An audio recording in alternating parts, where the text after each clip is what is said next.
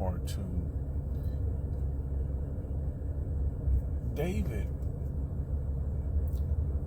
married Bathsheba.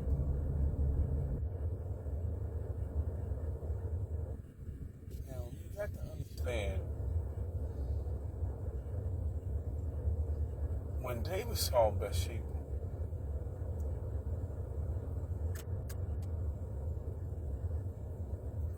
he was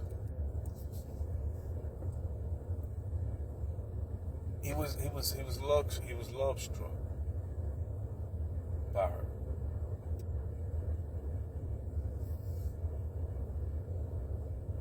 He was so in the flesh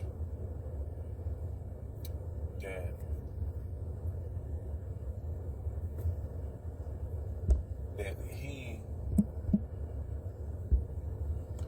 he was so in the flesh that he was blind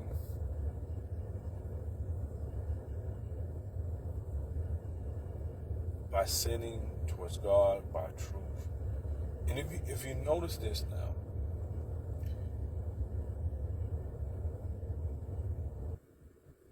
prophet, you remember prophet Nathan said to him later on that, that God would give him anything, and I think David kind of, you know what I'm saying, he to me, David knows this.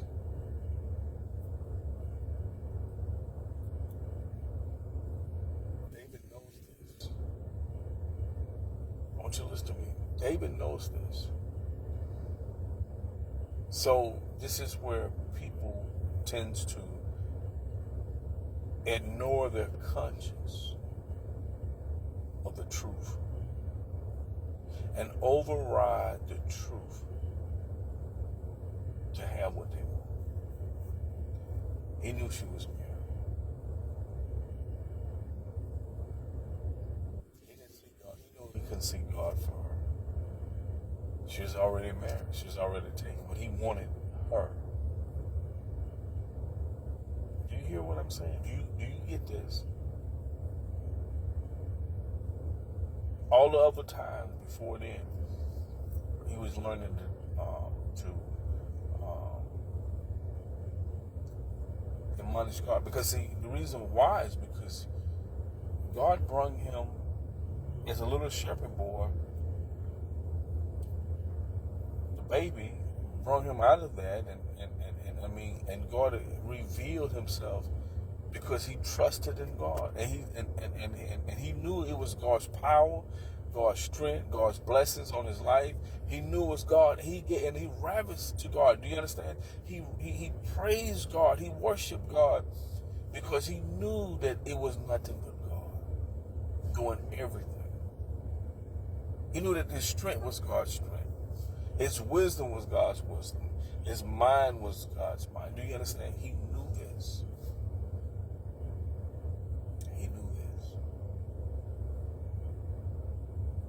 But there was one thing he saw, that he made a choice to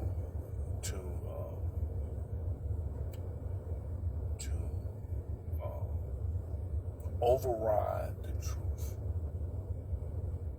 because that's the only way. He knew too much. He saw too. You see what I'm saying? And you know how people have excuses? They find a reason to do wrong. That's when you know God. That's the reason why he came up with an ideal to put her husband on the front line. Because he knew he wasn't going to live long. Because he happened to put him in the front of the battle.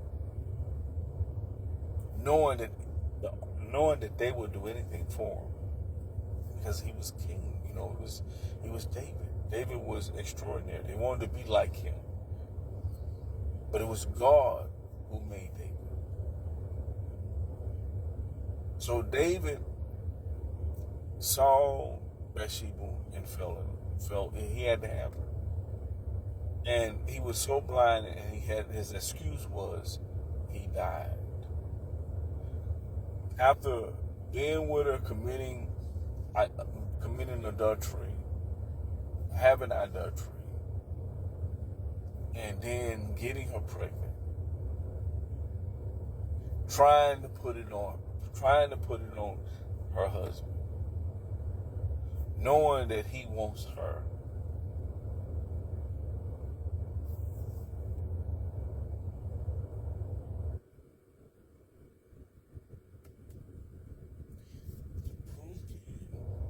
That God knew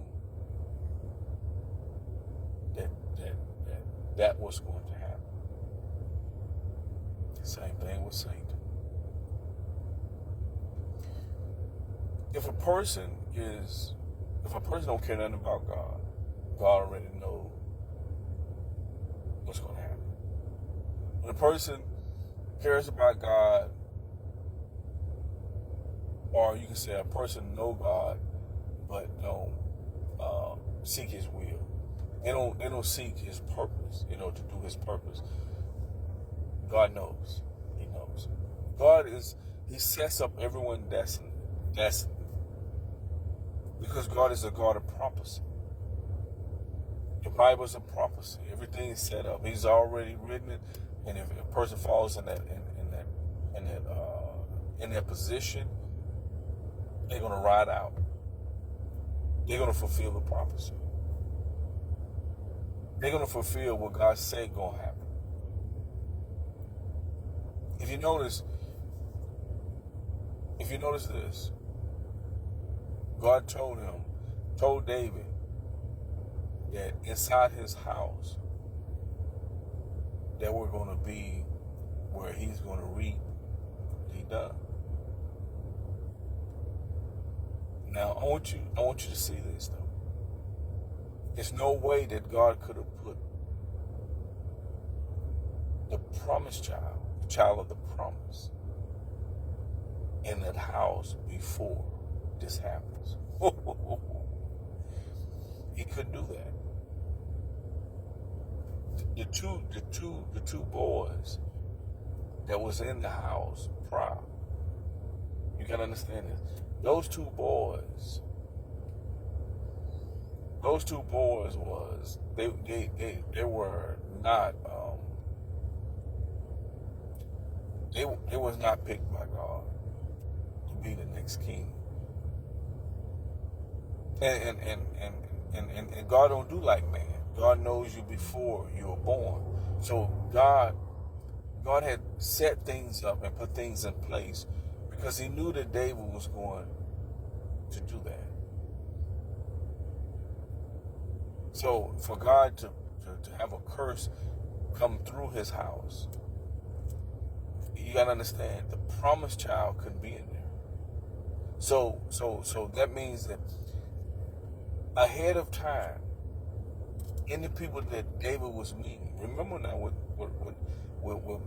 you gotta understand, though you might ask God for something, it has to be according to His will, which means it has to play a part of His will.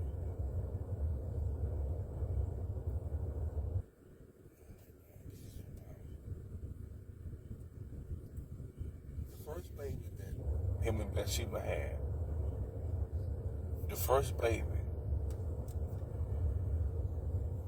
died. His sons, you know how that went.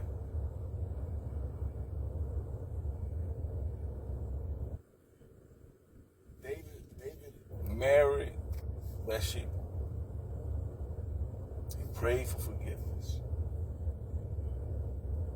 He loved God. He was hurt for what he had done. He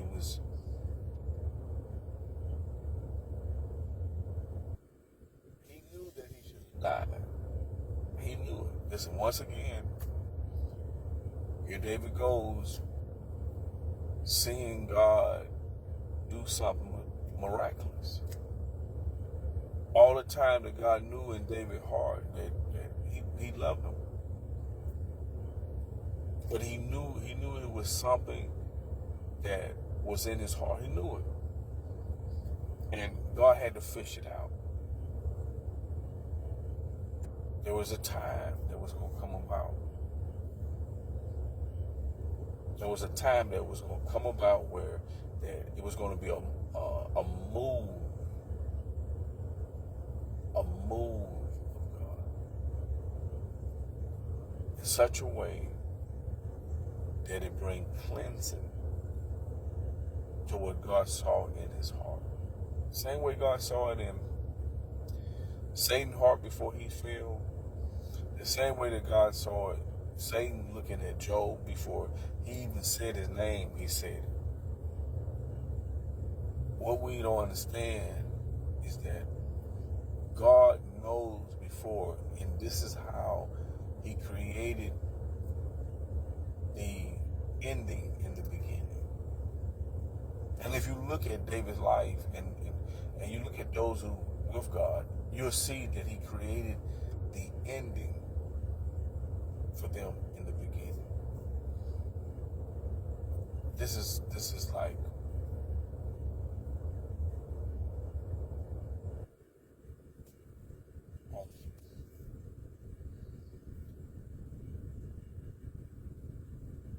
David never lost the throne. Not according to God. He went through something, and he understood and he learned, but God gave him faith.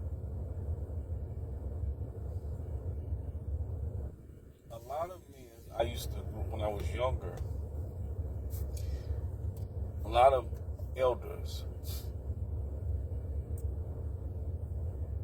it's like they saw themselves in this light like David, or, like God gave them favor, or God will, because they'll look in the Bible and they see these things that these men and women who has lied or failed or whatever, and they're taking it and making an excuse, and they don't understand. They didn't have an excuse. David didn't do this because of an excuse. These men actually, this was error in their heart. They didn't choose to do evil because they wanted to, I don't want to use the word manipulate God or deceive God, but I have heard this so much.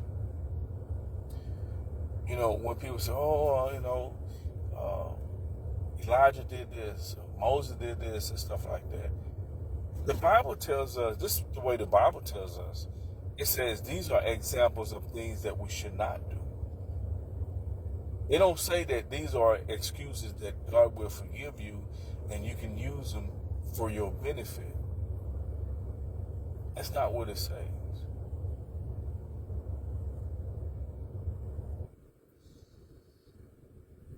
So powerful. We're going to talk more about this, and there's a powerful move of God that is happening.